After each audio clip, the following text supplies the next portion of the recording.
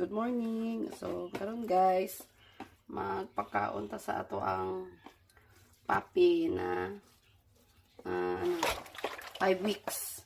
So, magpakaon ka is Derby puppy guys. Gibabad ko lang yan sa maligam-gam na tubig or mainit na tubig. Tapos, nilagyan siya ng milk. Ito yung gamit ko guys. So, milk. Tapos, ito na guys. Durog ko lang siya. Tapos, hati-hatiin ko lang dito sa mold. Tapos, dito.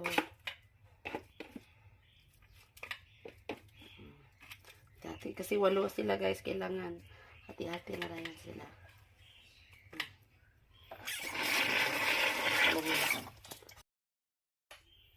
Para malasa naman yung ano nila guys. Tapos, pakain natin sa kanila, guys. Yan o sa i-stop. So, magpapakain tayo sa kanila, guys. Ng dog food. So, ito na sila, guys. Mga aking mga puppy. Bali 8 sila. 8 na piraso na sila. So, para pakain lahat.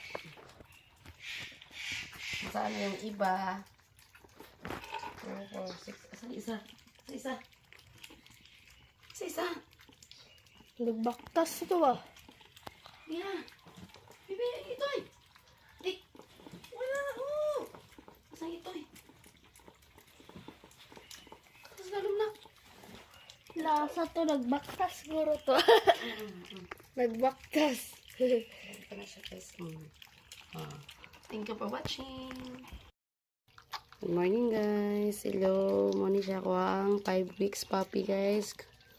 So, ika-3rd week na nila na kumakain ng dog food. So, yung binili ko is Derby puppy. So, happy eating.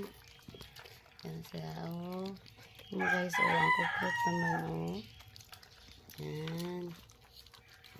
Saka yung mama niya nanonood lang. Ito yung mama niya guys, 8 yan silang piraso.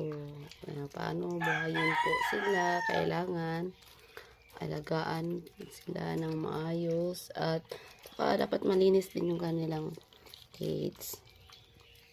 Yan, pagkatapos nyan guys, linisan ko yan yung cage nila. Kunin ko mapagkain na kasi mapakapakan, saka baka mataihan nila guys, pakain sila ng dumi. So, kailangan pagkatapos nilang kumain, islinisan natin sila.